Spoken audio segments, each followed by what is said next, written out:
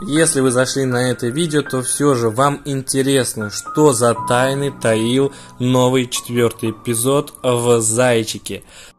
А у аппарата, как всегда, несменный его ведущий, я, Дэнфоб, и мы начинаем. Но прежде чем я начну, попрошу пару простых действий. Это лайк, подписка и колокольчик.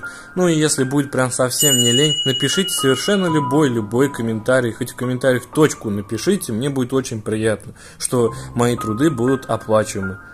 Первое, что я хочу подметить, если же вдруг вы отказались от лакомств, которые предлагал хозяин леса и Алиса, и вы отказались 2 раза, то у вас просто-напросто начнется жуткое месиво. И как многие уже кто прошли, если же вы не играли игру, то просьба не смотреть это видео. Мы замечаем, что замок, в который пришли Антон и Оля, оказался черным гаражом. И потом, когда Антон убежит, он совсем позабыв о своей сестре, вернется за ней и уже увидит, что весь замок, который был построен из снега, был макетом, а сам замок был черный гараж. И как мы видим, что Антон находит Олю замерзшей, но он думает, что уже поздно, как оказывается, что нет. Вспомним, если вдруг в кабинете, когда Тихонов оставляет свои, то есть папку с заметками, там где фотография черного гаража и перстень Семена, Антону привидится, что он держит именно палец вместе с перстнем. Так что вот, хочу сказать, что и Оля, возможно... Я находил такой кадр совершенно недавно, его обнаружил. Если я сейчас его вставлю, вы увидите, что Оля будет жива, и она просто заболеет.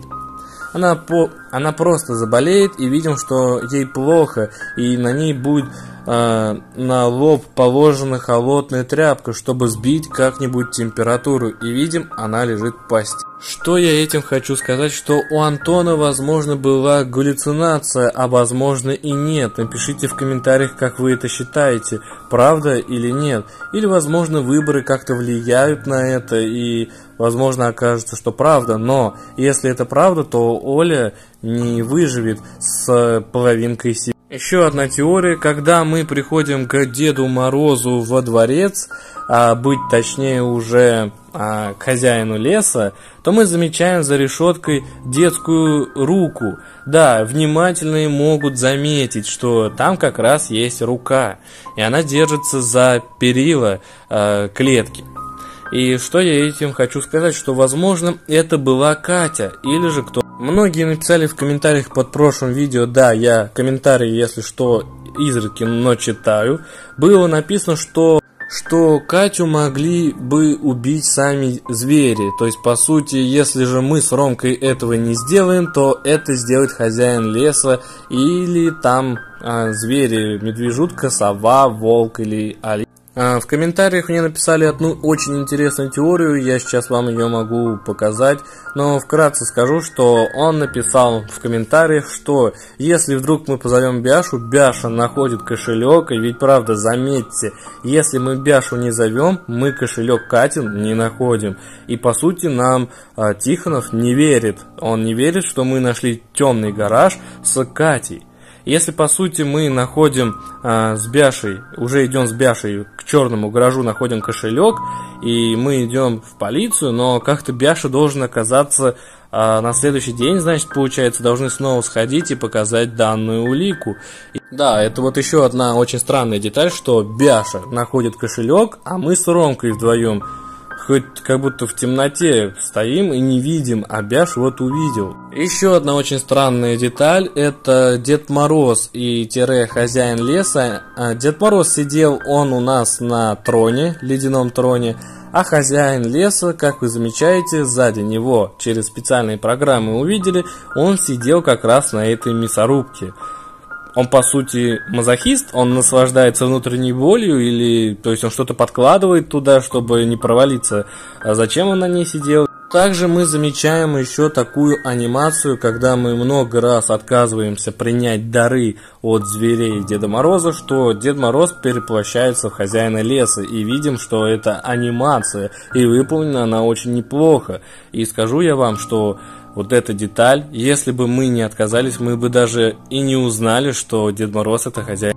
Еще одна странная деталь, но она не особо странная, но все-таки тоже хочу разобрать. Это у нас, по сути, когда Алиса заталкивает в рот мясо человечину, да, он ее съедает, и он начинает разговаривать таким же голосом, как звери, озверевшие, как бы принявшие свою истинную форму, а не такую милую, зазывающую в лес, как вот, например, с самого начала второго и третьего эпизода звали звери. Да. Некоторые говорят, что, возможно, Сеня, Вова, Семен и Катя живые, но еще раз скажу, что навряд ли это может быть.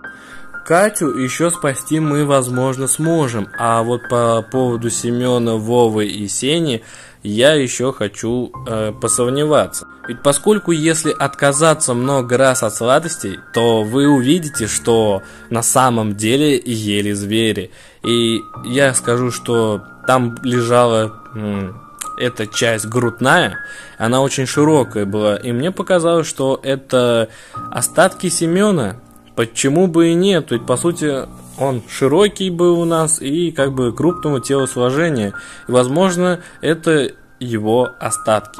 Кто знает. Я, конечно же, предполагаю. Но почему-то мне кажется, что Семена уже мы вряд ли спасем. Да и сама печатка в крови об этом говорит.